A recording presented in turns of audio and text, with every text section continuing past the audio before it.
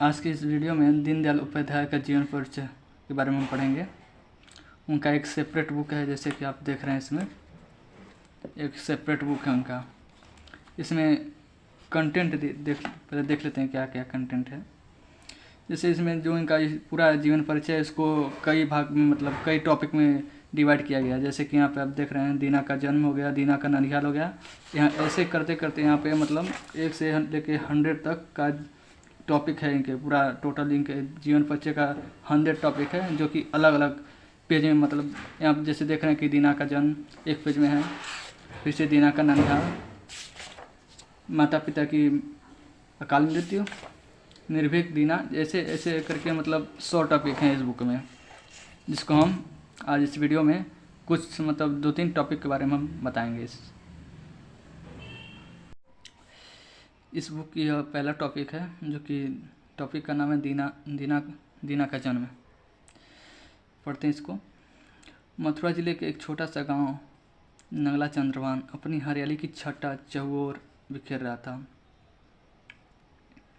मतलब जो पंडित दीनदयाल उपाध्याय के जो दादा के मतलब पिताजी थे, तो मतलब पंडित दीनदयाल के परदादा थे, वो अपने फैमिली को लेकर नगला चंद्रभान गांव में रहते थे, जो कि एक जिले मतलब मथुरा जिले के अंदर आता था। वह मतलब जो गाँव था वो अपनी हरियाली के लिए बहुत प्रसिद्ध था। अश्विन का महीना था और स्वच्छ आकाश अपनी विशालता का विस्तार कर रहा था। अश्विन का महीना मतलब सितंबर से अक्टूबर तक का जो महीना होता है उसको अश्विन का महीना बोलते हैं। हरियाली व आकाश का संगम इस प्रकार की शोभा में 4 चाँद लगा था। जो हरियाली थी और जो नीला आसमान था, वो मतलब उनका जो दोनों का कॉम्बिनेशन जो इसमें बोल रहा है कि 4 चाँद लगा था, मतलब एक परफेक्ट कॉम्बिनेशन को बता रहा है यहाँ पे। यहीं पर विख्यात ज्योतिषी पंडित हरिराम उपाध्याय अपने परिवार के साथ रहते थे। मतलब इस गांव में नगला चंद्रभान गांव में पंडित मतलब बहुत विख्यात प्रसिद्ध थे ज्योतिषी पंडित हरिराम उपाध्याय।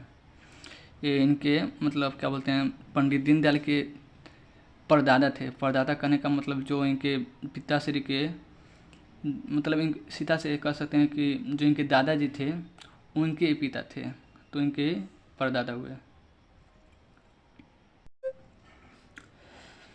जो इनके परदादा थे उनके 3 पुत्र थे। पहले पुत्र का नाम था भूदेव, दूसरे राम प्रसाद व तीसरे का नाम राम प्यारे था। जो इनके पिताजी के पिता थे, मतलब इनके जो दादाजी थे उनका नाम था राम प्रसाद। तो यहाँ पर लिखा गया है श्री राम प्रसाद जी के पुत्र श्री भगवती प्रसाद थे। भगवती प्रसाद इनके पिताजी का नाम था और इनके दादाजी का नाम श्री राम प्रसाद जी था। श्री भगवती प्रसाद का विवाह राम प्यारी से हुआ, जिनकी माता का नाम था राम प्यारी। वे बड़ी ही धार्मिक महिला थीं और अपने परिवेश के संस्कारों एवं रीति रिवाजों से जुड़ी हुई थीं। जिनकी माता जी थीं वह बहुत ही मतलब धार्मिक नेचर की थीं और रीति रिवाज को फॉलो करने वाली थीं।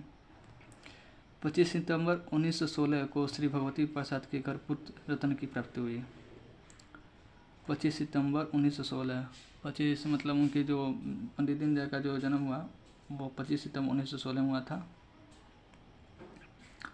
बालक का नाम दीनदयाल रखा गया। इनका जो नाम रखा गया वह दीनदयाल रखा गया। दीनदयाल को सभी प्रेम से दीना कहकर पुकारते थे। जो इनका छोटे पर निकनेम था वो दीना था। यह 1 नंबर में MCQ में पूछता है, 1 या 1.5 नंबर में। एक दिन दीना को देखकर एक व्यक्ति ने ज्योतिषी से उसके बारे में उत्सुकतावश पूछा। एक आदमी था जो ज्योतिषी को देखा तो उसको जिज्ञासा हुई कि मतलब जानने के लिए पंडित दीनदयाल के बारे में, तो उनसे पूछा। ज्योतिषी दीना की जन्म कुंडली देखता रहा। जो ज्योतिषी था वो दीना का जो जन्म कुंडली था वो देखता रहा। कुंडली देखकर वह सोच में पड़ गया तो दीना के परिवार वाले बोले, पंडित जी आप तो कुंडली देखकर कुछ बोल ही नहीं रहे हैं। बालक के बारे में कुछ तो बताइए। जो उनके मतलब घर वाले थे, जब देखे कि ज्योतिषी है जो कुछ बोल ही नहीं रहा, देख रहा है लेकिन फिर भी कुछ उसका जब बता नहीं रहा कि बालक के बारे में, तो बहुत मतलब उनको थी हुआ, तो पूछने लगे। तो जो ज्योतिषी था वो बोला बालक की कुंडली पढ़कर प्रतीत होता है कि यह लड़का परम वीरांगनी, महातपस्वी, अद्वितीय विचारक, विद्वान, वक्ता और राजनेता बनेगा। मतलब जब वो देखे कुंडली ज्योतिषी, तो ये चीज़ें बताएं कि जो उनका मतलब जो लड़का है ये आगे चलकर परम विरागी, महान तपस्वी, अद्वितीय विचारक, विचार वक्ता और राजनेता बनेगा। इतना कुछ इनके बारे में बताया। यह सुनकर सभी के दिल बिल्लियों उछलने लगे। मतलब इतना सुनकर जब इतना बात जब सुने दीना के बारे में, तो परिवार में उनके सभी खुश हो गए। परिवार के एक सदस्य बोले, यह तो तुमने बहुत ही अच्छी बातें बताई। मतलब उनके जो परिवार में थे दीना के, उसमें से एक जो कोई था वो बताया कि ये तो तुमने बहुत ही अच्छी बातें बताई, फिर सोच में डूबे थे क्यों? जो मतलब इतना मतलब वो जो घर का मेंबर था कि मतलब जब इतना अच्छा बात है तो आप मतलब अभी से मतलब बोल क्यों नहीं रहे थे ये बात? तब इस बात पे जो ज्योतिषी है वो बोलता है, मैं इस सोच में डूबा था कि बालक की कुंडली में गृहस्थ योग नहीं है, यह बालक अपना परिवार नहीं बसाएगा। मतलब जो वो ज्योतिषी था वो दीनदयाल के बारे में बता रहा है। ज्योतिषी है जो बता रहा है कि यह बालक अपना परिवार नहीं बसाएगा, मतलब ये गृहस्थ योग नहीं है इसके कुंडली में। यह सुनते ही परिवारजनों के मुखों पर उदासी छा गई। सभी यह जानकर बहुत दुखी हुए कि बालक विवाह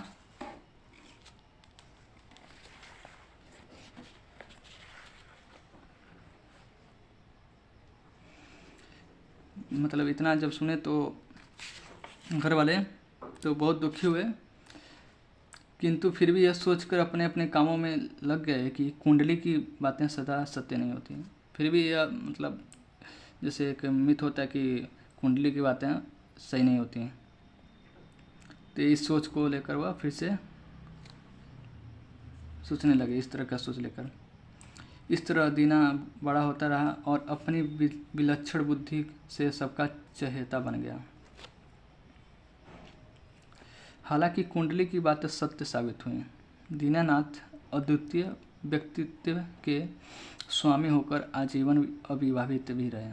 मतलब जो कुंडली की बातें थी, जो ज्योतिषी उनके बारे में बता रहा था, वह लास्ट में जाकर सही ही हुआ। तो ये था पहला टॉपिक था जो कि दीना का जन्म खत्म हो गया है। अब जो सेकेंड टॉपिक है वो है दीना का ननिहाल।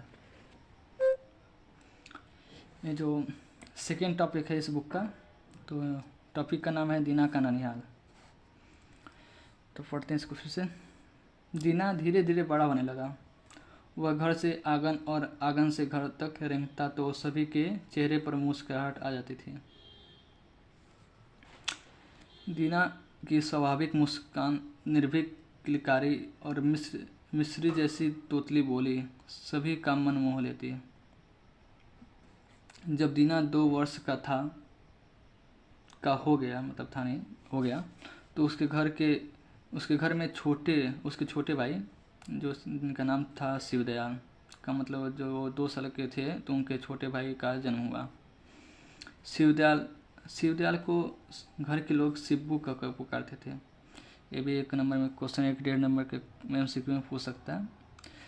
तो इनके भाई का नाम था शिवदयाल और इनको घर के लोग शिब्बू कहकर बुलाते थे, जो भी इनका निकनेम है। शिब्बू अभी 6 महीने का ही था कि संयुक्त परिवार में तकरार होने लगा। मतलब जब उनके भाई शिवदयाल 6 महीने के थे, तभी उनके जो ज्वाइंट फैमिली थी उनमें मतलब नोकझोंक शुरू हो गया। यह देखकर दीना के पिता श्री भगवती प्रसाद जी ने पत्नी को बच्चे के साथ मायके भेज दिया।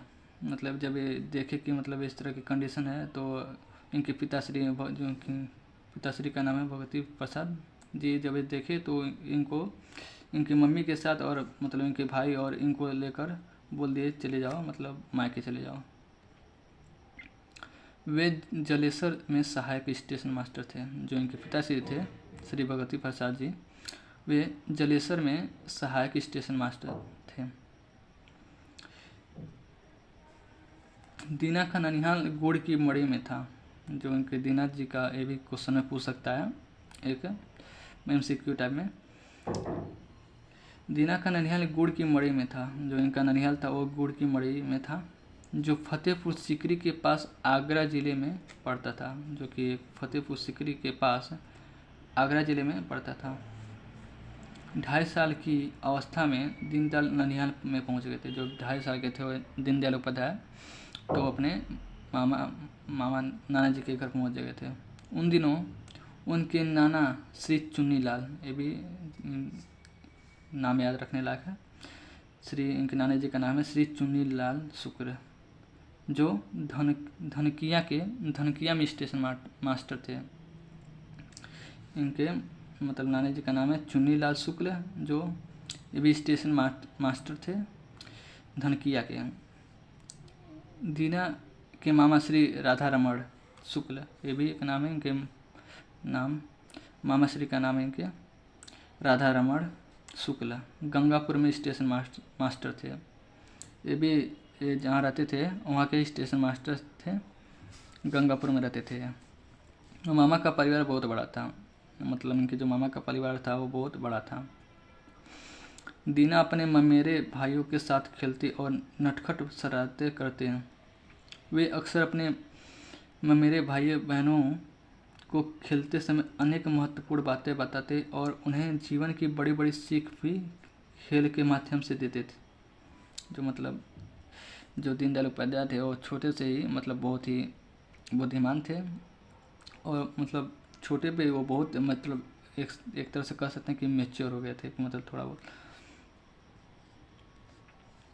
यह देखकर सभी दीनदयाल की सराहना करते नहीं थकते थे। मतलब जब भी इतना ऐसे ऐसे मतलब जो भी मतलब ज्ञान की बातें देते थे तो जो घर के मेंबर थे उनके बहुत ही से इनकी प्रशंसा करते थे। मामा श्री राधा रमण दीना को बहुत प्रेम करते थे। जो इनके मामा थे श्री राधा रमण वो इनको बहुत मानते थे, बहुत ज़्यादा मानते थे और मन ही मन कहते थे कि ये बालक जरूर एक दिन बड़ा काम करेगा। माँ रामप्यारी अपने दोनों बच्चों को निहाल के बच्चों के साथ हंसते खेलते देखती तो स्वयं भी निहाल हो जाती और अपने भाग्य को सराहती कि ईश्वर ने उन्हें दो बच्चों के रूप में जीवन की सारी खुशियाँ प्रदान कर दी हैं।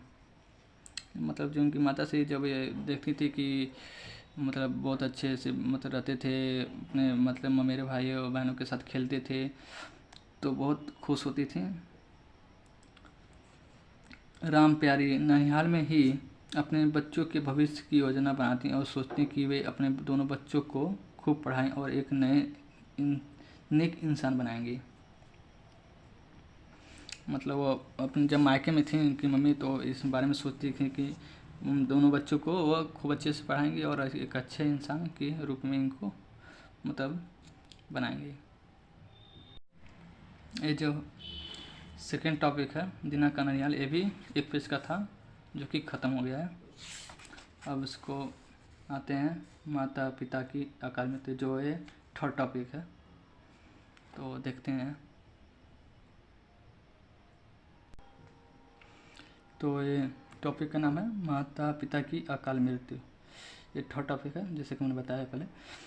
अब इसमें पढ़ते क्या है। भविष्य में क्या होगा यह कोई जानता नहीं है। इस बात से दीना की माँ रामप्यारी भी अनजान थीं। वे ननिहाल में अपने बच्चों के पालन पोषण में लगी थीं।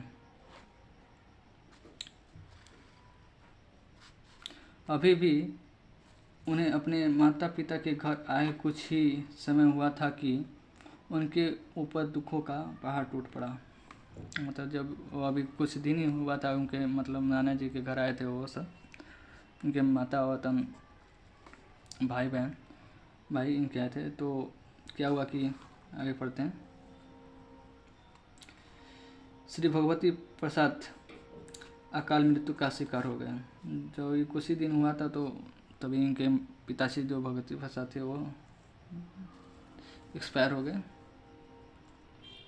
2.5 साल के बेचारे मासूम दीना को तो इस बात का भान भी तक न था कि कितनी उम्र कम में ही अपने उन पर मुसीबतों का पहाड़ टूट पड़ा है। मतलब जो इतने कम उम्र में 2.5 साल की उम्र में थे तो उनके जो पापा थे वो एक्सपायर कर गए थे। तो इनको इस बात का भनक भी नहीं था कि क्या हुआ है, तो इसमें दिखा गया। वह तो अभी अपने माता पिता को देखकर मुस्कुराना सीखा ही था, उनकी उंगली पकड़कर चलना सीखा था कि पिता की असामयिक मृत्यु ने सब कुछ बिखेर रख दिया। पिता की मृत्यु के बाद बच्चे अनाथ हो गए और राम प्यारी उदास व दुखी रहने लगी। जैसे इनके पिताजी की मृत्यु हुई तो उनके जो माताश्री थी राम प्यारी वो बहुत उदास होने लगी। मतलब उदास वो एक मतलब कि कह सकते हैं कि मेंटली वो डिस्टर्ब हो गई थी। दिन बीतते रहे, राम प्यारी का कष्ट बढ़ता गया। जैसे जैसे टाइम मतलब बीतता गया उनका जो प्रॉब्लम था इनकी मम्मी का वही तेज मतलब और बढ़ता गया। वे शारीरिक और मानसिक रूप से टूट चुकी थी। जैसे मैंने बताया है कि शारीरिक मतलब पूरे मतलब फिजिकली और मेंटली दोनों तरह से क्या हो चुकी थी, एकदम डिस्टर्ब हो गई थी। दिन रात चिंता में ग्रस्त रहने के कारण उनका स्वास्थ्य गिर गया था और वे क्षय रोग से पीड़ित हो गई। जैसे कि वो जब उनके पापा का मृत्यु हो गया तो वो बहुत जैसे फिजिकली और मेंटली डिस्टर्ब हो गई, जिससे इनका भी जो स्वास्थ्य था वो भी बिगड़ गया। और इससे मतलब इतना बिगड़ गया कि उनके क्षय रोग हो गया। मतलब जो क्षय रोग का जो मतलब होता है इसका टीबी होता है। जैसे टीबी से पीड़ित हो गई। उन दिनों क्षय रोग के इलाज के आधुनिक साधन नहीं थे। उस समय जब वो उस टाइम था तो वहाँ पे जो इस टीबी का इलाज नहीं हो पा रहा था, बहुत उतना मतलब आधुनिक साधन नहीं था उस समय। इसलिए क्षय से पीड़ित व्यक्ति के बारे में यह अवधारणा बन चुकी थी कि वह अति दिनों तक जीवित नहीं रह सकता। जैसे कि यहाँ दिखा गया है कि जो कि इसे यहाँ पे उस गांव में यह था कि जब मतलब किसी हो जाता था तो वहाँ पे मतलब इलाज का कोई साधन ही नहीं था, तो वहाँ जो जिसको हो जाता तो वो फाइनली अंत में मर ही जाता था। इसलिए अवधारणा हो चुका था कि मतलब कि जिसको होता था वो मर जाता था इलाज के कारण, इलाज न होने के कारण, अच्छे इलाज न होने के कारण वह मर जाता था।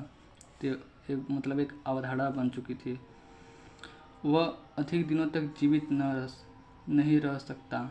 होता भी यही था। क्षय रोग सही चिकित्सा न मिलने के कारण कुछ ही दिन बाद मृत्यु का अवधारण ओढ़ लेता था।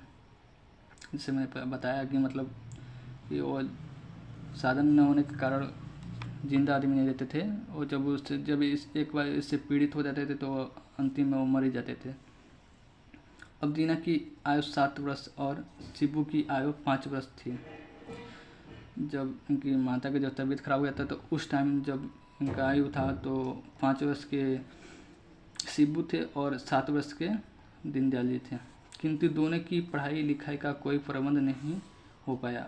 मतलब अभी भी उनके मतलब पढ़ाई लिखाई का कोई कुछ नहीं था कि मतलब कैसे लोग पढ़ेंगे, क्या करेंगे, कुछ नहीं था, अभी कुछ आइडिया ही नहीं था। माँ राम प्यारी अपनी चिंता में और अब रोगड़ी बनकर बिस्तर से लग गई थी। मतलब इतना मतलब उनको इतना ज़्यादा तबीयत खराब हो गया था कि वो बिस्तर पे मतलब आ गए थे। मतलब कह सकते हैं कि वो उनका एकदम लास्ट स्टेज चल रहा था। अब जैसे कि आप देख रहे हैं 8 अगस्त 1924 को वे अपनी दोनों बच्चों को बेसहारा करके परलोक सिधार गए। मतलब बता रहे हैं कि लास्ट से कि वो इनका तबीयत बहुत ज़्यादा ख़राब हो गया था तो वो इनका लास्ट स्टेज पे आ गई थी और इस कारण इनको इनका भी मृत्यु हो गया है क्षय रोग के कारण, टीबी के कारण। इनका मृत्यु भी बहुत इम्पॉर्टेंट है, इनका डेट याद रखना चाहिए। 8 अगस्त 1924। तो सबसे आसान तरीका कैसे याद रखें, तो इनका जो जन्म हुआ था 1916 को हुआ था 25 सितंबर। तो 1916 में फिर से 8 साल ऐड करेंगे तो सीधे 24 आ जाएगा। तो दिमाग में थोड़ा सा कॉन्सेप्ट याद रखेंगे कि जब वो पैदा हुए थे तो 8 साल बाद इनकी मम्मी का मृत्यु हो गया था, तो डेट अच्छे से याद रहेगा। इस तरह दीना और शिबू माँ व पिता दोनों की छत्र छाया से वंचित हो गए। अब इस तरह उनके मतलब जब दोनों माता पिता मर गए तो टोटली पूरी तरह से अनाथ हो गए थे। 7 साल की दीना ने बचपन से ही संकटों का सहना सीख लिया था। माता की मृत्यु के बाद वे गंभीर हो गए थे। दीनदयाल के 9 वर्ष होने पर भी उनकी शिक्षा दीक्षा का कोई प्रबंध नहीं हो सका था। मतलब जब 7 वर्ष के थे तभी मतलब उनके कोई पढ़ाई लिखाई का कोई प्रबंध नहीं था, और जब वो 9 वर्ष तक हो गए तभी कोई पढ़ाई लिखाई का कुछ मतलब आइडिया नहीं था, क्या आगे कोई मतलब था ही नहीं। तो अभी कुछ आइडिया ही नहीं था कैसे क्या पढ़ना है आगे। अब वे अपने मामा श्री राधारमण के पास गंगापुर में आ गए। उसके बाद जब 9 साल के हो गए थे तो वो मतलब मम्मी पापा तो इनके एक्सपायर हो गए थे। तो अब उसके बाद से इनके मामा श्री बचे थे जो कि इनको पढ़ाने लिखाने में सहायता करते, मतलब आगे भी किए, पूरे तरह जहाँ तक थे वहाँ तक इनको सहायता ही पूरा किए। वो जहाँ रहते थे वहाँ उस प्लेस का नाम है गंगापुर। जैसे कि उनके बताया, इनका भी ऑक्यूपेशन एक स्टेशन मास्टर थे गंगापुर में। यहाँ वे 4 वर्ष रहे, मतलब वहाँ अपने मामा के पास गए गंगापुर में तो वहाँ 4 वर्ष तक रहे। उन दिनों कक्षा 4 से आगे पढ़ने की व्यवस्था नहीं थी। मतलब उस टाइम जब वो समय था तो वहाँ गंगापुर में जो सिस्टम था 4 से आगे की पढ़ने की सिस्टम नहीं था। इसलिए 12 जून 1929 को दीना का कोटा के एक स्कूल में प्रवेश करा दिया गया।